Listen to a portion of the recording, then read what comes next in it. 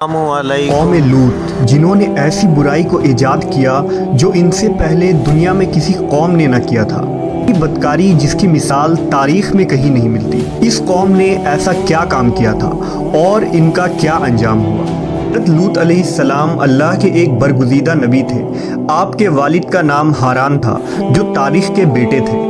آپ کی پیدائش عراق کے قدیم شہر اور میں ہوئی تھی۔ اس شہر میں ابراہیم علیہ السلام کا مسکن تھا۔ دراصل لوط علیہ السلام کے والد ہاران حضرت ابراہیم کے سگے بھائی تھے، یعنی حضرت لوط علیہ السلام حضرت ابراہیم کے بھتیجے تھے۔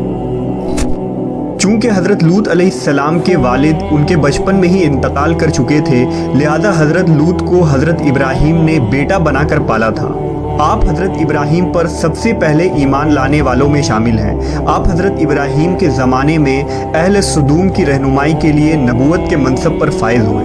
حضرت لوط کے بہت سارے معجزات ہیں۔ آپ جس وقت بارش کے لیے دعا کرتے تھے تو آسمان بادلوں سے بھر جاتا اور خوب بارش ہوتی تھی۔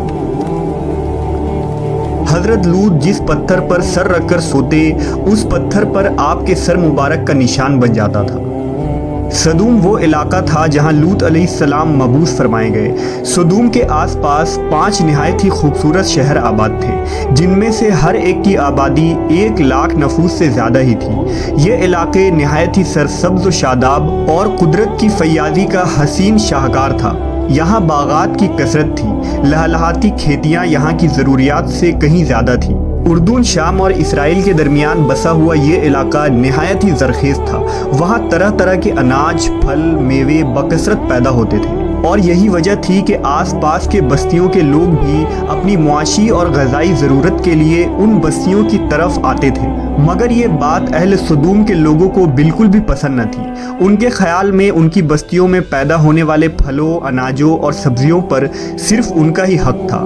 وہ نہیں چاہتے تھے کہ دوسری بستیوں کے لوگ ان کے علاقے میں آئیں۔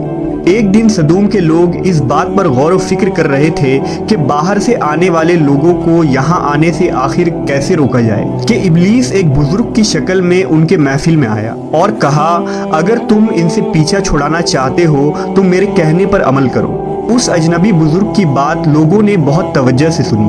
ابلیس نے کہا، میں کل بتاؤں گا۔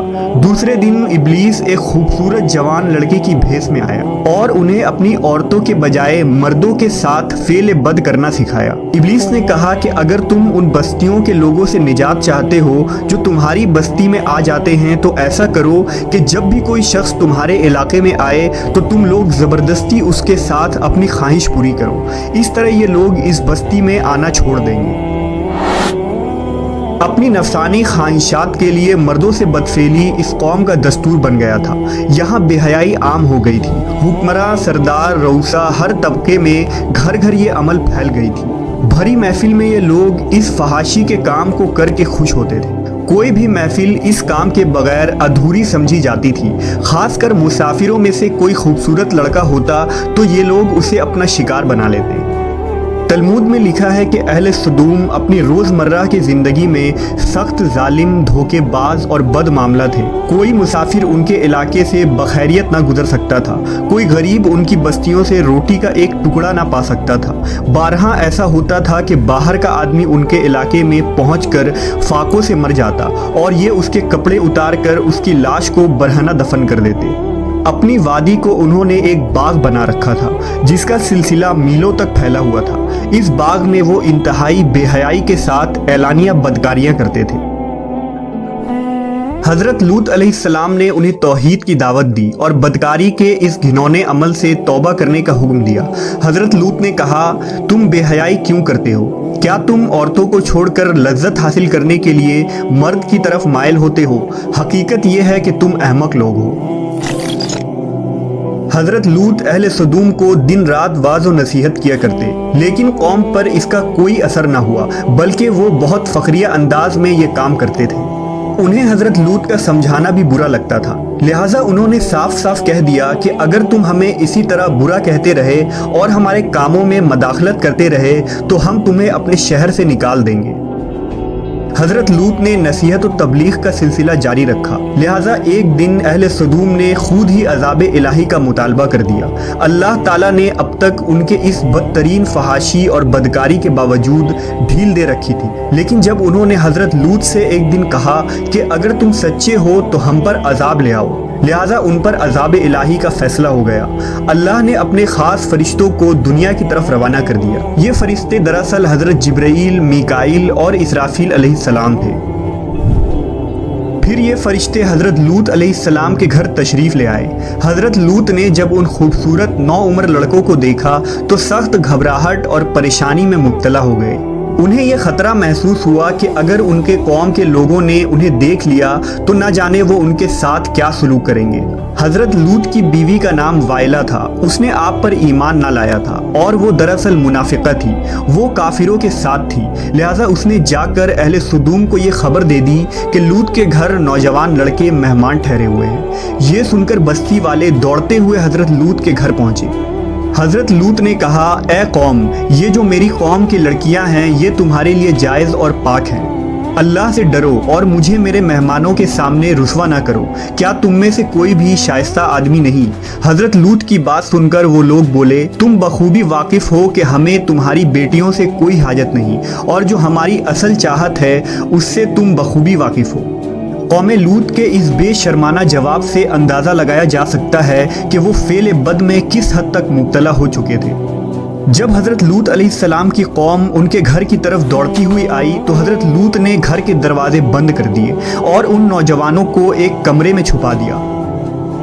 اس بدکار لوگوں نے آپ کے گھر کا گھیراؤ کیا ہوا تھا اور ان میں سے کچھ گھر کے دیوار پر بھی چڑھنے کی کوشش کر رہے تھے۔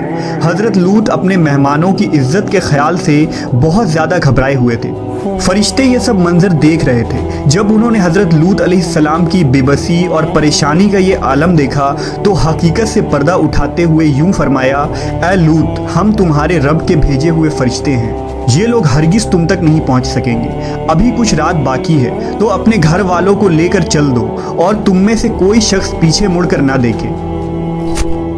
اہل سدوم حضرت لوط کے گھر کا دروازہ توڑنے پر بضد تھے، لہٰذا حضرت جبرائیل علیہ السلام نے گھر سے باہر نکل کر اپنے پر کا ایک کونا انہیں مارا، جس سے ان سب کی آنکھوں کے ڈھیلے باہر نکل آئے اور بصارت زائل ہو گئی۔ یہ خاص عذاب ان لوگوں کو پہنچا جو حضرت لوط کے پاس بد نیتی سے آئے تھے۔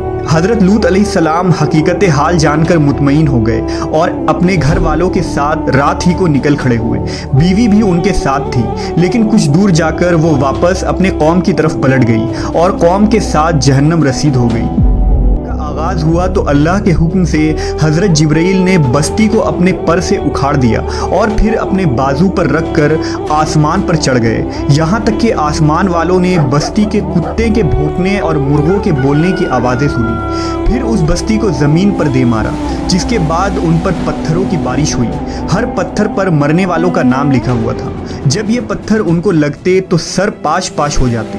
صبح سویرے شروع ہونے والا یہ عذاب اشراق تک پوری بستی کو نیست و نابود کر چکا تھا۔ قوم لوط کی ان خوبصورت بستیوں کو اللہ نے ایک انتہائی بدبودار اور سیاہ جھیل میں تبدیل کر دیا، جس کے پانی سے رہتی دنیا تک کوئی فائدہ نہیں اٹھایا جا سکتا۔ سمندر کے اس خاص حصے میں کوئی جاندار، مچھلی، میڈک وغیرہ زندہ نہیں رہ سکتے، اس لیے اسے ڈیڈ سی یعنی بحر مردار کہا جاتا ہے، جو اسرائیل اور اردن کے درمیان واقع ہے۔ ماہرین آثار نے 10 سالوں کی تحقیق و جستجو کے بعد اس تباہ شدہ شہر کو دریافت کیا تھا۔ تحقیقات سے پتہ چلا تھا کہ اس شہر میں زندگی بالکل ختم ہو چکی ہے۔ اس شہر کے راستے اور کھنڈرات کو دیکھ کر آرکیولوجسٹ نے یہ اندازہ لگایا کہ جب یہ شہر تباہ ہوا تو اس وقت لوگ روزمرہ کے معمولات کے کاموں میں مشغول تھے اور یہاں زندگی اچانک ختم ہو گئی تھی۔ اہل سدوم جنہیں پتھر بنا دیا گیا تھا، ان کے بت ابھی تک بحر مردار کے پاس موجود ہیں، جو تا قیامت لوگوں کے لیے ایک عبرت ہے۔ آج یورپی ممالک میں انسانی آزادی کے نام پر اس بدکاری کی اجازت دی جاتی ہے اور اس فحش عمل کو فخر سمجھا جاتا ہے، مگر حقیقت یہ ہے کہ ہم جنس پرستی بالکل فطرت کے خلاف ہے، جس سے انسانی معاشرہ تباہ و برباد ہو جاتا ہے۔ روایتوں کے مطابق ایک مرتبہ حضرت سلیمان علیہ السلام نے شیطان سے پوچھا کہ اللہ کے نزدیک سب سے بدترین عمل کیا ہے؟ ابلیس بولا، جب مرد مرد سے بدفعلی کرے اور عورت عورت سے خواہش پوری کرے۔ حضرت ابن عباس سے روایت ہے کہ رسول اللہ صلی اللہ علیہ وسلم نے فرمایا کہ اس شخص پر اللہ پاک کی لعنت ہو جو قوم لوط والا عمل کرے۔